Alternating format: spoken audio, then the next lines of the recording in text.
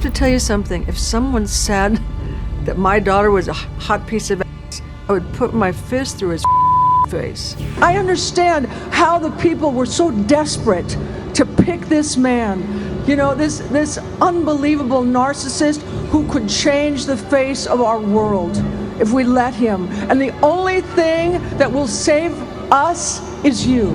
He's an asshole. He's such a dangerous.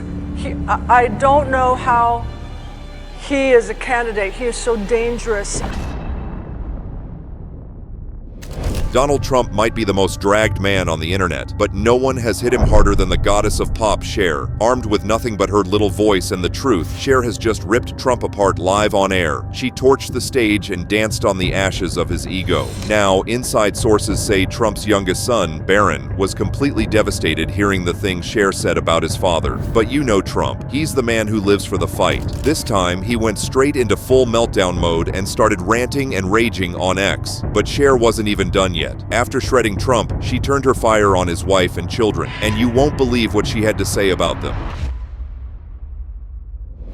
It was meant to be just another day of Donald Trump doing what he knows how to do best. You know, bragging online, posting all-caps rants on Truth Social, and throwing insults at anyone who dared to call him out. But what happened next hit him harder than anything he could have ever expected. Because this time, it wasn't Jasmine Crockett or a CNN anchor coming for him. It was Cher. Yes, Cher, the music legend, the pop icon, the queen of comebacks. And you know when Cher goes off, she doesn't hold back. She doesn't throw light shade. She burns the whole place down. The moment started when Cher finally decided she had had enough of Trump, and instead of sending out a soft tweet like many celebrities do, Cher showed up with a full tank of rage and a golden mic and wiped the floor with Trump. And this wasn't some watered-down celebrity PSA. No, this was full-on verbal destruction, the kind of takedown that doesn't just sting but leaves a scar on your mental health. I have to tell you something. If someone said that my daughter was a hot piece of ass, I would put my fist through his face.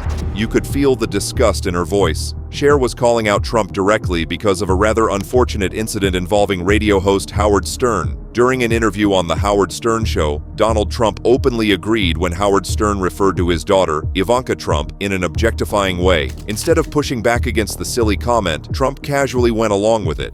By the way, your daughter, she's beautiful. Can I say this? A piece of ass. Yeah. She looks more voluptuous than ever. She's actually always been very voluptuous. She's tall, she's almost 6 feet tall. This wasn't the only time Trump has made uncomfortable or inappropriate remarks about his daughter. Over the years, there have been multiple interviews where he commented on Ivanka's appearance in ways that many found creepy and unsettling. Take these clips, for instance. Said that if Ivanka weren't my daughter, perhaps I'd be dating her. You know? Stop it! Oh, it's so weird. Stop it. You know what? You are sick. What's the favorite thing you have in common with your father? Either real estate or golf. Donald, with your daughter? Well, I was going to say sex, but I can't relate that. There's no way in hell a word like that should pop into a father's head or come out of his mouth when speaking of his own daughter. This is why people like Cher dislike Trump so much, but that won't be the only reason. Someone who would bring down the country because he doesn't win does not deserve anything, deserves nothing. He deserves nothing. He does not deserve any kind of respect, loyalty. I don't think he has two moral fibers to rub together. That line hit like a punch to the gut. Cher was deeply disgusted by the way Trump handled his 2020 election loss. You know the story of how he reportedly fueled lies about election fraud, refused to step down quietly, and pushed his supporters into chaos. Cher made it very clear that Trump wasn't just another bad leader. She called him a narcissist. I understand how the people were so desperate to pick this man. You know, this unbelievable narcissist who could change the face of our world if we let him. And the only thing that will save us is you. Now you might be wondering why Cher was going so hard on Trump. Well, the answer is very simple. It is personal. You see, this is about fighting for the things she believes in. the things she spent her entire life standing up for. Cher has seen a lot. She has lived through at least 15 American presidents. She's watched the country change, grow, and struggle through tough times. According to her, Trump is one of the worst things she has seen happen to America. She said Trump is dangerous. He's an existential threat to America's democracy, to women's rights, and to the LGBTQ community. And Cher didn't just say these things in passing. She broke them down. And the people who will suffer the most are millennials, and they will suffer because the people he will bring with him will put an end to any hope that women have of getting the rights that we had in Roe versus Wade. I believe they will put an end to any gay marriage. They will put an end to gay adoption. It's not going to hurt me. I'm 70. It's not going to do anything to me, but it's going to do stuff to young people. And that really scares me, and it really bothers me. It really sounded like this isn't about politics for her. She spoke with the raw honesty of someone who's not just angry, but deeply worried. She didn't speak like a politician. She spoke like a mother, a grandmother, and a fighter who couldn't sit back and stay silent while the country burned. She also made something very clear. This isn't just about Trump himself. It is about what he is awakening in the country. Cher called him a man who lies so much, so often, that even when you fact-check him, it still sounds like the truth on both sides. He's an asshole. He's such a dangerous. I don't know how he is a candidate. He is so dangerous, and what he brings to my country, what he's awakened in my country, is bigotry and distrust and a certain kind of supremacy in certain groups, and he lies. He tells something, and then you go back and you see what he said, and it seems like the truth both times. He's so terrific at lying. I've never seen anybody so good. I mean, it's amazing. I could go on and on this subject forever because I'm so traumatized by him. That's the kind of frustration that comes from watching someone tear apart the truth and gaslight the nation. Cher pointed out that Trump is not really interested in leading America. He just wants to be the center of attention. In fact, even one of Trump's longtime friends, Donnie Deutsch, echoed the same sentiment in an interview. But Donnie Deutsch, you agree with me. Trump borrows money from a Russian oligarch, starts up Trump TV, could make some real money that way. Yeah, a friend of mine texted me over the weekend and said, "Oh, this Trump, this is insane. You know, what's this going to do to his brand?" I said, "What is his brand? He's going to make $750 million a year coming out of this. What's going to happen is very simple. Look, Donald Trump is not winning this election. Donald Trump does not want to win this. I've said this all along. He wants to run. He wants to have fun. He does not want to govern. He doesn't want to go to work and do this. What does he love to do? He loves to talk and be the center of attention." Cher agreed, and that's exactly why she felt the need to go as hard on him as she did. Because in her eyes, Trump isn't just another loud-mouthed politician. He's addicted to power and fame, and he would risk tearing the country apart just to keep the spotlight on himself, even though he doesn't know what to do with all the attention. He wants to be the king, but he doesn't want to do the work. And I mean, I can't imagine. It's like breaking news.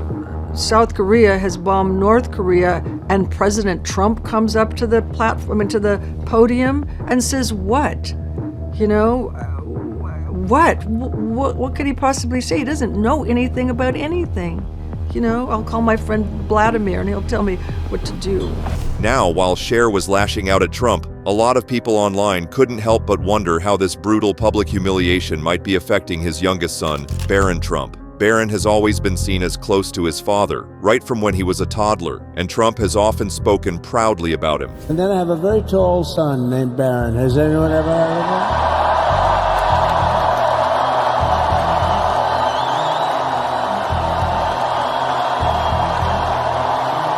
The father and son seem to get along really well, but with the public humiliation Trump is facing, some inside sources say Barron is not very happy. And just when it seemed like things couldn't get any worse, Cher turned her attention to the rest of the Trump family.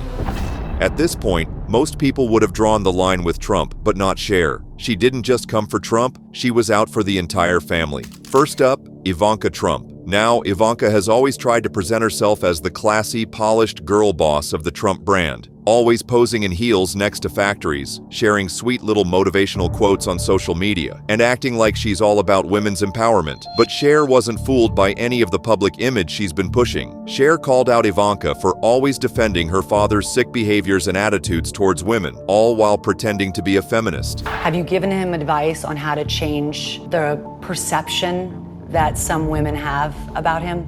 Well, I think the perception is a flawed one. People talk and talk about gender equality, but do they actually live it? My father has. He believes in equality amongst the genders, economically, politically, socially. My father has empowered women, including me, his whole life. Is there unending commentary on the female form? No. I've known my father, obviously, my whole life, and he has total respect for women. Please welcome the lovely Ivanka Trump. Cher believes she's just trying to play smart because it doesn't make sense that she's campaigning for women's rights, all while standing behind a man who has disrespected women at all levels. And then came Donald Trump Jr. Cher's energy toward him was just as brutal, if not worse. She blasted him on X one time, saying, "I was giving him a chance to be presidential, but all he's ever going to be is the rich thug, son of a rich thug father." She described him as a boy so thirsty for his father's approval that he would do anything just to get a pat on the head.